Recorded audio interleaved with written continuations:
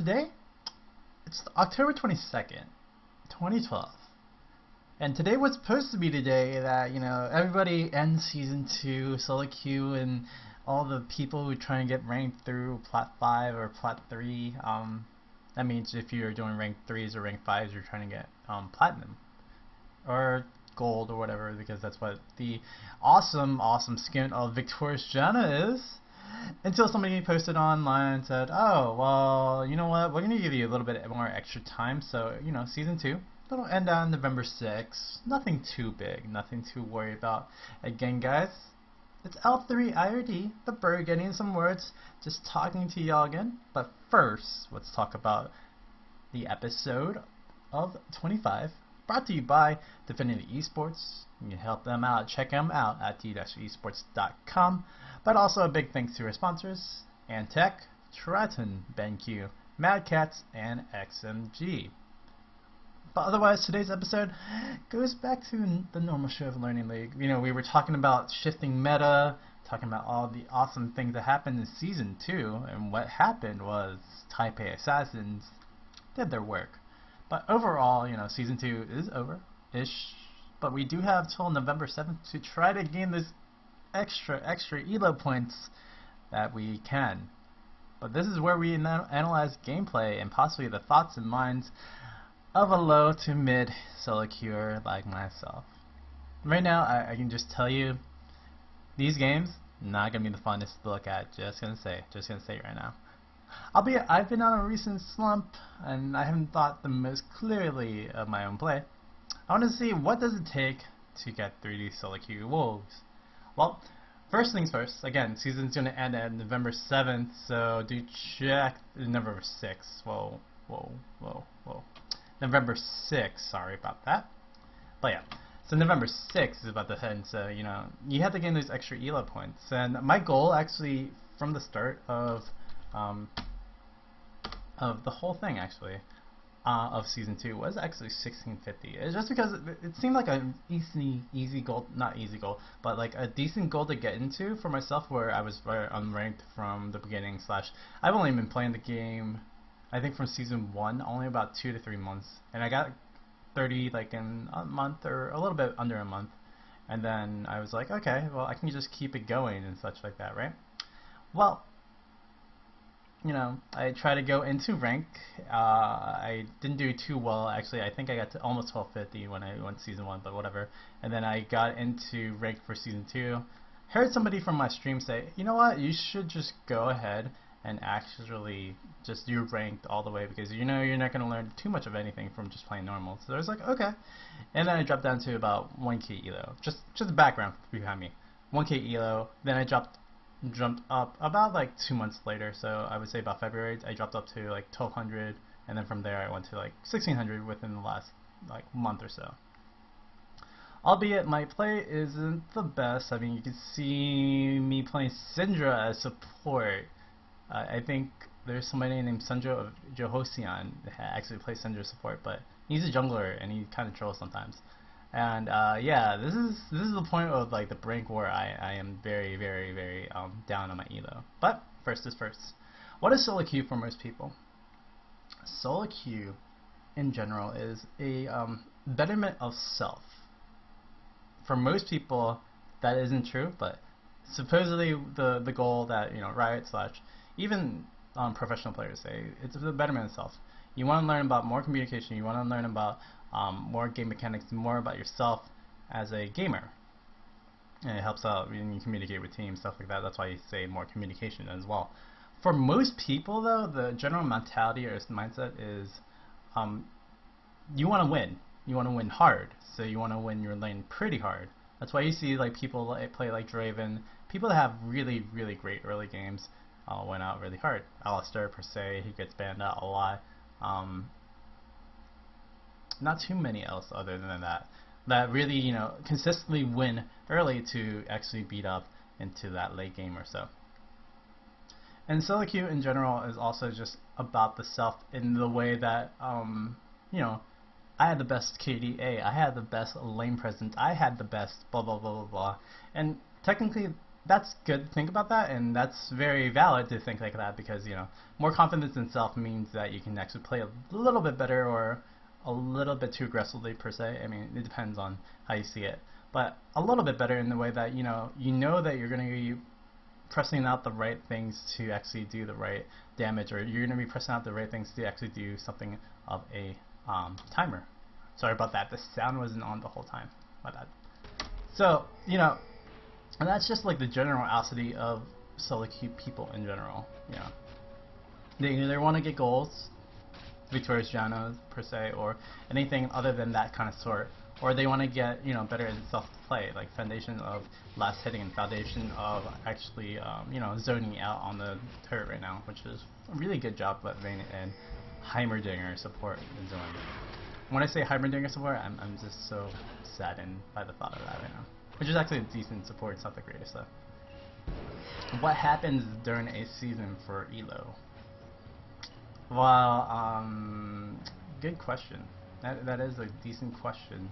I would say Elo in a season depends on, the feeling of how everything is or how everything is going through when you just go through a game or so. And during the season, like, you'll have the ups and downs, no matter what. Like StarCraft 2, like Dota 2, I would say as well. You have those times where you gain so much and so much Elo, because it's rank points too, right? So you gain so much rank points, and then you just lose it just for some reason. Maybe you're just off a day, maybe you just kind of don't have the mindset to actually really play right, but you just wanted to play just because you're either streaming or you happen to play just because people are wanting to play. And that is a mindset that's kind of hard to think about sometimes. Like, when is a good time to stop? When is a valid time to really think, well, okay, I've reached about 50 today. If I keep on going, I feel my play is really good, such that I can still keep on going. And then you lose like the next 2 or 3, and it's like, I still think I can go because I had that 50 earlier. And it's like the mindset, like, literally, you have to know when to stop, but you also have to know about your play. Am I reading everything right? Am I playing the playing the fundamentals correctly? And it really, really like pushes yourself to think, well, if I'm doing this right, then I should be okay. But then again, is my luck okay too? Because solo queue isn't always about, well, at least in League of Legends or in Dota 2, anything with the team game. Solo queue isn't always about your own play. It's also the play of others sometimes.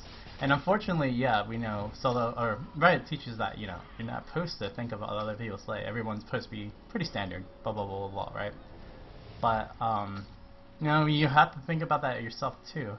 And that's why some people use the resources of LOL King, some people use the resources of Champ Select to actually, think about who's the best or who's the rightest of them all.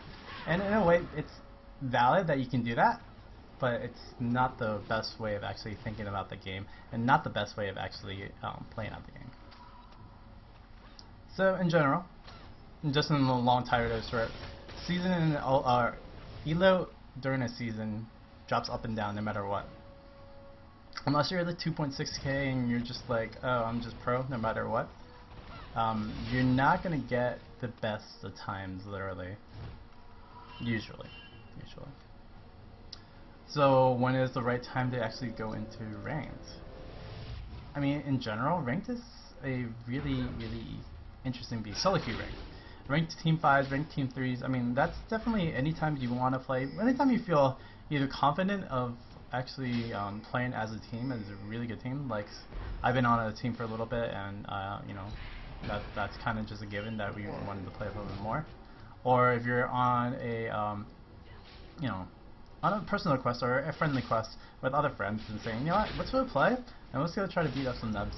And then that's kind of the goal mentality that you want to do with rank 5s or rank 3s. With solo queue and duo queue, it's a whole different beast, a whole different mentality. You have so much kind of riding on the line per se, as in just self. And when you commit yourself to play actually solo queue, you want to put yourself in the mindset that you are going to lead no matter what. You are going to, beat every game, and you're gonna play to the best of your ability. It's such a different mindset than it is in rank 5s, rank 3s, or in general just more communicative games. Making up words right now, yeah. Communicative? No. But, you know, it's more communication in the game. Because it's not only your elo on the line, it's everybody else's elo on the line. And when you have that kind of mentality in your set, you want to play confident, you want to be, you know, set and ready to go. And in that way, you have to, you know, bring out your best. So when is a great time to actually start playing ranked? I would say, I wouldn't say right after level 30, unless you are really confident in your play, or unless you are Smurf, I would say. You know, I would say, yeah, level 30 and starting, not the best of ideas. I would say maybe after getting a good amount of champions. You know, about 30 to 50 champion pulls, which would mean you would have to play either, if you're not doing IP boosts and XP boosts per se, like, or, you know, buying them RP. I would either think you would be doing, I would about probably 400 500 normal wins per se. And also on top of that, getting runes and stuff like that is really important. So having a good rune page for at least 1 to 2 rolls, 2 to 3 is a lot, 1 to 2 rolls probably would help out as well. You do see the communication error right over here. But, you know, in general, solo queue ranked, it's all dependent on how confident you are in the game. You can even start it off if you want to right after 30, even if you're playing for the first time. But, you know, it's just how confident you are into playing the game and how good you think your mechanical skills are. I would ask other people, other friends, if ever, of yourself or other people on your friends list, if you do have lots and lots of friends, to think like, oh, hey, what's the best time to go to rank? Or what's the best idea for me to play in rank? Because your friends will actually know more than what you would actually know yourself. Just because, you know, they play with you a little bit. They play, you know, League of Legends games with you a little bit. They do a little bit of, you know, scouting for yourself just because you know how you play and stuff like that. And it really helps you out in the long term. Because sometimes you don't see what you're actually doing, but you just kind of instinctively do it.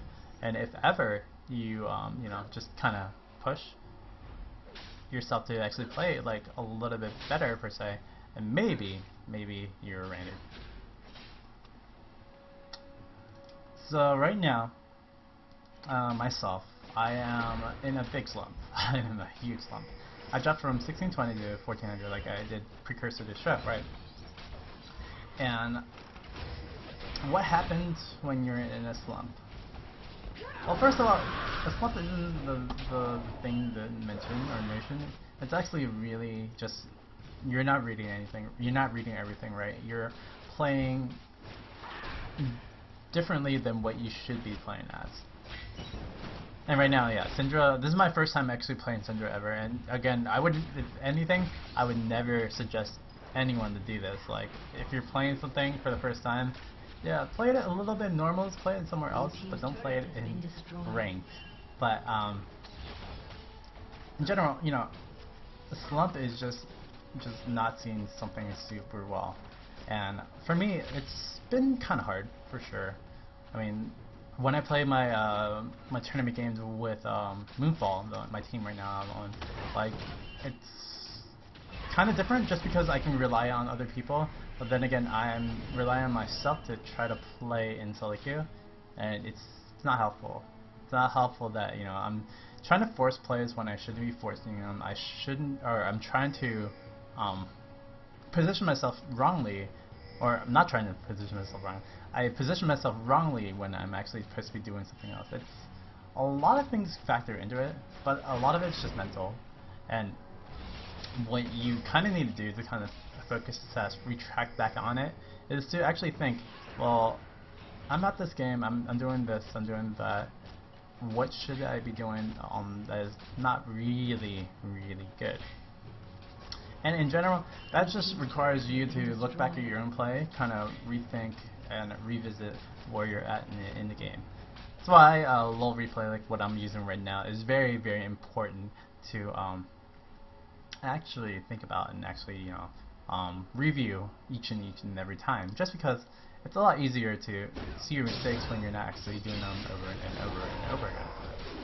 Just like in StarCraft 2, just like in, I don't know if Dota 2 actually has a replay ability over there, but in general, when you look over at your games, you actually think, oh, this is what happened, this is what I'm doing, what can I do differently, what can I do better, and stuff like that.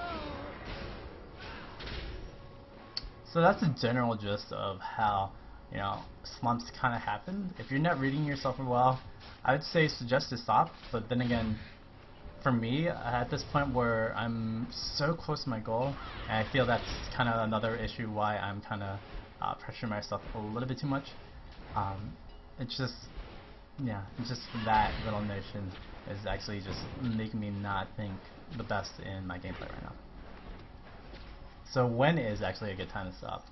Well, I would say the general gist or the general rule for most normal people is after you lose 2 ranked games, you should probably just stop ranked for a day and just reset your mindset. For me, it's like a day thing for me. Technically, like my Monday and Tuesdays aren't the best. Like Thursday and Wednesday, I do pretty well during those days, and that's when I really climb my elo. Friday, Saturday, Sunday, I really don't like the weekends just because that's generally just of getting younger players per se, and more aggressive players per se as well.